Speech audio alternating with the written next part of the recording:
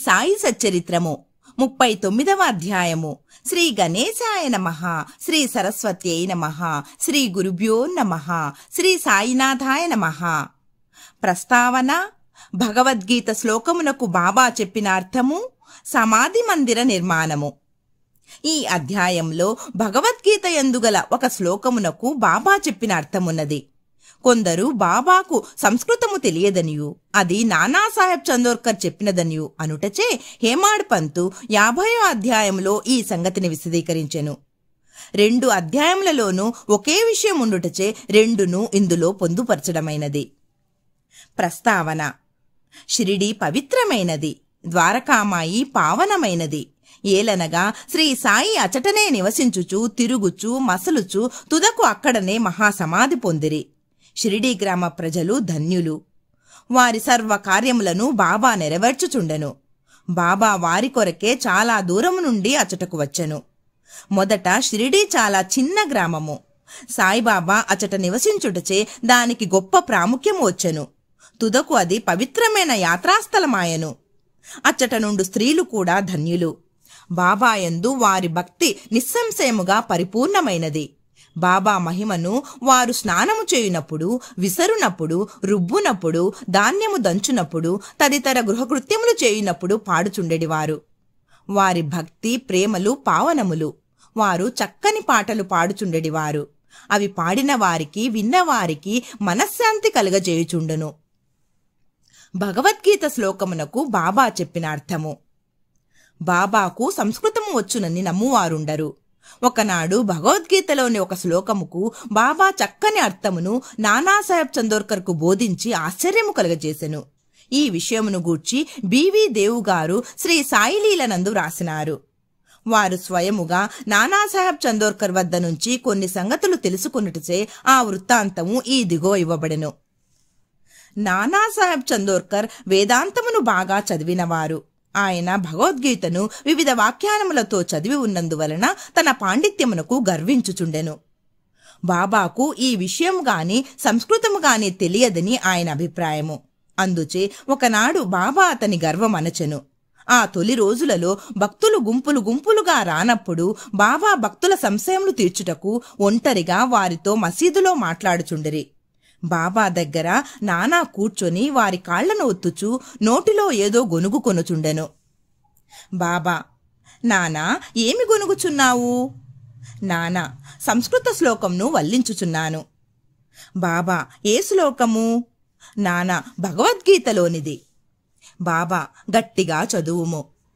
నానా: భగవద్గీత 4వ అధ్యాయము 34వ శ్లోకము ఈ క్రింది విధముగా చదివెను: తద్విద్ధి ప్రణిపాతేన పరిప్రశ్నేన సేవయా ఉపదేక్ష్యంతి తే జ్ఞానం జ్ఞానినస్తత్వదర్శినః.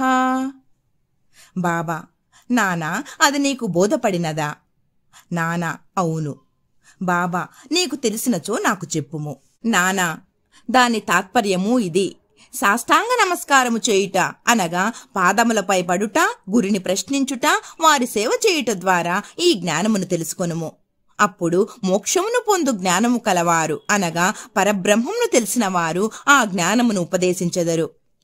బాబా: నానా, శ్లోకము యొక్క తాత్పర్యము అక్కరలేదు. ప్రతిపదార్థము, వ్యాకరణము మరియు దాని అర్థము చెప్పుము. అప్పుడు నానా ప్రతిపదమునకు అర్థము చెప్పెను. బాబా: నానా, ఉత్త సాష్టాంగ నమస్కారము చేసినచో చాలునా? నానా: ప్రణిపాత అను పదమునకు ఇంకొక అర్థము నాకు తెలియదు. ప్రణిపాత అనగా సాష్టాంగ నమస్కారమని నాకు తెలియను. బాబా: పరిప్రశ్న అనగానేమి? నానా: ప్రశ్నలడుగుట. బాబా: ప్రశ్న అనగానేమి? నానా: అదే అనగా ప్రశ్నించుట.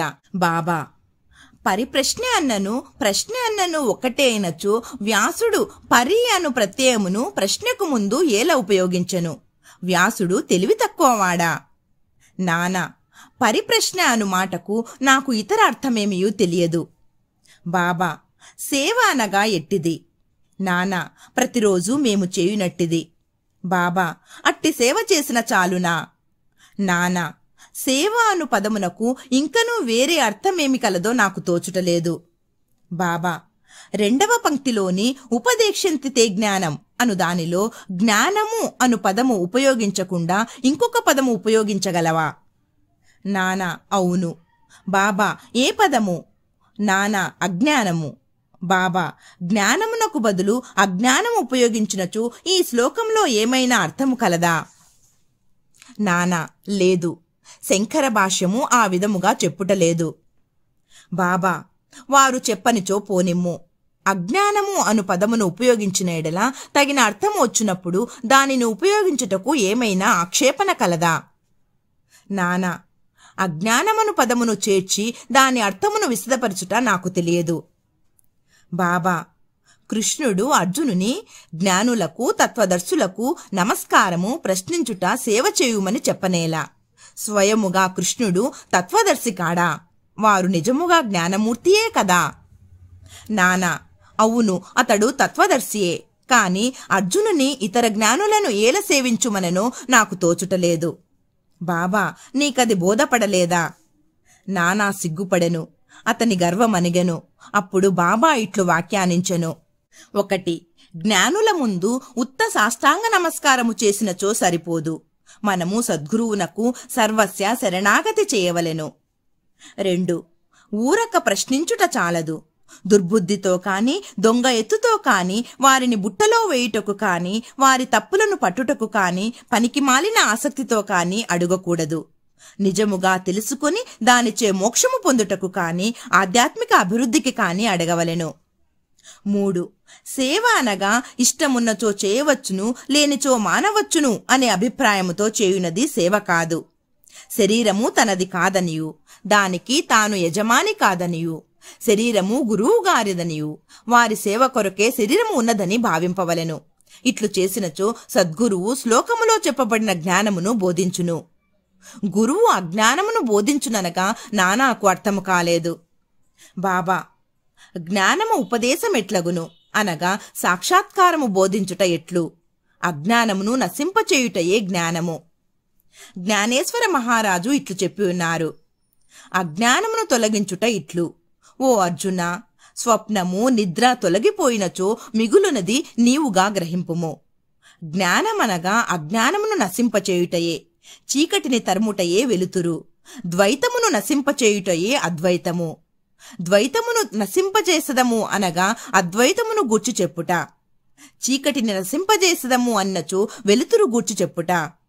అద్వైతమును పొందవలనచో ద్వైతమను భావమును మనలో నుంచి తీసివేయవలెను. అది ఏ అద్వైతమును పొందు జ్ఞానము. ద్వైతములోనే ఉండి అద్వైతమును గూర్చి మాట్లాడగలవారెవరు? ఎవరైనా అట్లు చేసినచో ఆ స్థితిలోనికి వారు రానిదే వారికి అది ఎట్లు తెలియను, దానినెట్లు పొందెదరు? శిష్యుడు గురువు వలె జ్ఞానమూర్తియే. వీరిద్దరికీ భేదమేమనగా గ్రహించు తీరు, గొప్ప సాక్షాత్కారము, ఆశ్చర్యకరమైన మానవాతీత సత్వము, మహాశక్తిమత్వము మరియు ఐశ్వర్యయోగము. సద్గురువు నిర్గుణుడు, సచ్చిదానందుడు. వారు మానవాకారమును అవతరించుట జగత్తును, మానవాళిని ఉద్ధరించుటకు మాత్రమే. దానివలన వారి అసలైన నిర్గుణ స్వభావము కొంచెము కూడా వికారము చెందదు. వారి సత్యస్వరూపము, దైవిక శక్తి, జ్ఞానము తరుగకుండా ఉండును. శిష్యుడు కూడా అట్టి స్వరూపము కలవాడే. కాని అతని అనేక జన్మల అజ్ఞానము శుద్ధ చైతన్యమను సంగతిని కప్పివేయును. అతడు నేను సామాన్య నికృష్ట జీవుడను అనుకొనును. గురువు ఈ అజ్ఞానమును మూలముతో తీసివేయవలెను. తగిన ఉపదేశము ఇవ్వవలెను. లెక్కలేనన్ని జన్మల నుంచి సంపాదించిన అజ్ఞానమును గురువు నిర్మూలించి ఉపదేశించవలెను. ఎన్నో జన్మల నుంచి తాను నికృష్ట జీవుడను అనుకొను శిష్యునికి గురువు నీవే దైవము, శక్తియుతుడవు, ఐశ్వర్యశాలివి అని బోధించును. అప్పుడు శిష్యుడు కొంచెము కొంచెముగా తానే దైవమని గ్రహించును. తాను శరీరమనియు, తానొక జీవిననియు లేదా అహంకారమనియు, దేవుడు, లోకము తనకంటే వేరనియు తలంచు నితాంత భ్రమ, అనేక జన్మల నుంచి వచ్చుచున్న దోషము, దానిపై ఆధారపడి చేసిన కర్మల నుండి వానికి సంతోషము, విచారము, ఈ రెంటి యొక్క మిశ్రమము కలుగును. ఈ భ్రమను, ఈ దోషమును, ఈ మూల అజ్ఞానమును గూర్చి అతడు విచారము ఆరంభించవలెను. ఈ అజ్ఞానం ఎట్లు అంకురించినది, అది ఎక్కడనున్నది అను దానిని చూపుటయే గురూపదేశము అందురు. ఈ దిగువ వివరించినవి అజ్ఞాన లక్షణములు. 1. నేను జీవిని అనగా ప్రాణిని. 2. శరీరమే ఆత్మ అనగా నేను శరీరమును. 3. భగవంతుడు, ప్రపంచము, జీవుడు వేర్వేరు. 4. నేను దేవుడను కాను. 5. శరీరం ఆత్మ కాదని తెలుసుకొనకుండుట. 6. దేవుడు, జీవుడు, ప్రపంచము ఒకటే అని తెలియకుండుట. ఈ తప్పులన్నీయూ చూపించనిదే శిష్యుడు దేవుడనగా, ప్రపంచమనగా, శరీరమనగానేమో తెలియజాలడు. వానితో వానికి ఎట్టి సంబంధము కలదో, ఒకటి ఇంకొకటి కంటే వేరైనదా లేదా రెండునూ ఒకటేనా అను సంగతి గ్రహింపజాలడు. ఈ సంగతులను బోధించుటకు, వాని అజ్ఞానము నశింపచేయుటకు చెప్పునది జ్ఞానమా అజ్ఞానమా? జ్ఞానమూర్తి అయిన జీవునకు జ్ఞానోపదేశము చేయనేలా? ఉపదేశమనున్నది వాని తప్పును వానికి చూపి వాని అజ్ఞానమును నశింపచేయుట కొరకే. బాబా ఇంకనూ ఇట్లనెను: ప్రణిపాతమనగా శరణాగతి చేయుట. శరణాగతి అనగా తను అనగా శరీరము, మన అనగా మనస్సు, ధనముల అనగా ఐశ్వర్యములను అర్పించుట. శ్రీకృష్ణుడు అర్జునుని ఇతర జ్ఞానులను ఆశ్రయించమనునేలా? సద్భక్తుడు సర్వము వాసుదేవమయముగా భావించును. భక్తుడు ఏ గురువునైనా శ్రీకృష్ణునిగానే భావించును. గురువు శిష్యుని వాసుదేవుడుగాను, శ్రీకృష్ణుడు ఇద్దరిని తన ప్రాణము, ఆత్మలుగాను భావించును. అటువంటి భక్తులు, గురువులు కలరని శ్రీకృష్ణుడు తెలిసియుండుటచే వారిని గూర్చి అర్జునునికి చెప్పెను. అట్టివారి గొప్పతనము హెచ్చి అందరికీ తెలియవలననియే కృష్ణుడట్లు పేర్కొనెను. సమాధి మందిర నిర్మాణము. బాబా తాను నిశ్చయించుకొనిన పనుల గూర్చి ఎప్పుడునూ మాట్లాడువారు కారు. ఏమి సందడి చేయువారు కారు. సంగతి సందర్భములను, వాతావరణమును మిక్కిలి యుక్తిగా ఏర్పరిచి తప్పనిసరి పరిస్థితులు కలిగించుచుండువారు. అందుకు సమాధి మందిర నిర్మాణము ఒక ఉదాహరణము. నాగపూరు కోటీశ్వరుడు శ్రీమాన్ బాపూసాహెబ్ బూటీ షిరిడీలో సకుటుంబముగా ఉండెడివాడు. అతనికి అచట సొంత భవనము ఉండిన బాగుండునని ఆలోచన కలిగెను.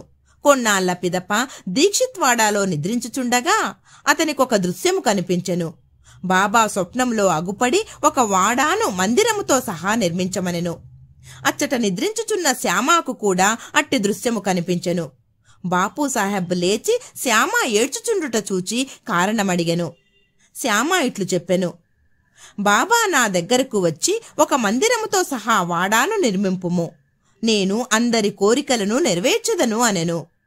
బాబా ప్రేమ మధురమైన పలుకులు విని భావావేశంన మైమరిచితిని. నా గొంతుక ఆర్చుకొనిపోయెను. నా కండ్ల నుండి నీరు కారుచుండెను. నేను ఏడ్చుట మొదలెడితిని. వారిద్దరి దివ్య స్వప్నములో ఒకటే అయినందులకు బాపూసాహెబ్ బూటీ విస్మయమందెను. ధనవంతుడు అగుట చేతను, చేతనైన వాడు అగుట చేతను అచటొక వాడాను నిర్మించుటకు నిశ్చయించుకొని మాధవరావు ఉరఫ్ శ్యామా సహాయముతో ఒక ప్లాను గీసెను. కాకాసాహెబ్ దీక్షిత్ దానిని ఆమోదించెను. దానిని బాబా ముందర పెట్టగా బాబా కూడా వెంటనే ఆమోదించెను. కట్టుట ప్రారంభించిరి. శ్యామ పర్యవేక్షణ చేయుచుండెను. భూమి ఉపరిగృహము, భూగృహము, బావి పూర్తయ్యెను. బాబా కూడా లెండీకి పోవునప్పుడు, తిరిగి వచ్చునప్పుడు కొన్ని మార్పులను సూచించుచు సలహాలను ఇచ్చుచుండెను. మిగిలిన పని అంతయు బాపూసాహెబ్ జోగును చూడమనిరి. అది నిర్మించునప్పుడు బాపూసాహెబ్ బూటీకి ఒక ఆలోచన కలిగెను. చుట్టూ గదులుండి దాని మధ్యనొక విశాలమైన హాలులో మురళీధరుని అనగా శ్రీకృష్ణుని ప్రతిమను ప్రతిష్ఠింపచేయవలని తట్టెను. బాబాకు ఈ సంగతి తెలియచేసి వారి అభిప్రాయమును కనుగొనవలనని శ్యామాకు చెప్పెను.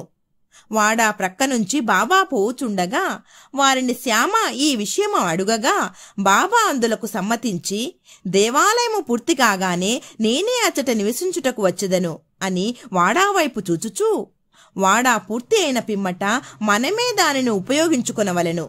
మనమందరము అచ్చట ఉందము. అందరూ కలిసిమెలిసి ఆడుకొందము. ఒకరినొకరు కౌగలించుకొని సంతోషముగా ఉండవచ్చును అనెను. దేవస్థాన మధ్య మందిరము కట్టుటకు అది తగిన శుభ సమయమా అని శ్యామ అడుగగా బాబా సమ్మతించుటచే శ్యామ కొబ్బరికాయ తెచ్చి పగులగొట్టి పనిని ప్రారంభించెను. కొద్ది కాలంలో పని పూర్తి ఆయెను. మురళీధర్ విగ్రహము తయారు చేయుటకు ఆజ్ఞాపించిరి. అది తయారు కాకమునుపే క్రొత్త సంగతి జరిగెను. బాబాకు తీవ్రమైన జ్వరము వచ్చెను. వారు కాయమును విడుచుటకు సిద్ధముగా నుండిరి. బాపూసాహెబు మిక్కిలి విచారగ్రస్తుడాయెను, నిరాశపడెను. బాబా సమాధి చెందినచో తన వాడ బాబా పాదములచే పవిత్రము కాదనియు, తాను మదుపు పెట్టిన 1,00,000 రూపాయలు వ్యర్థమగుననియు చింతించెను.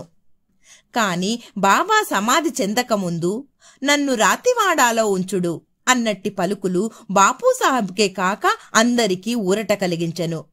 సకాలమున బాబా పవిత్ర శరీరమును మధ్య మందిరంలో పెట్టి సమాధి చేసిరి.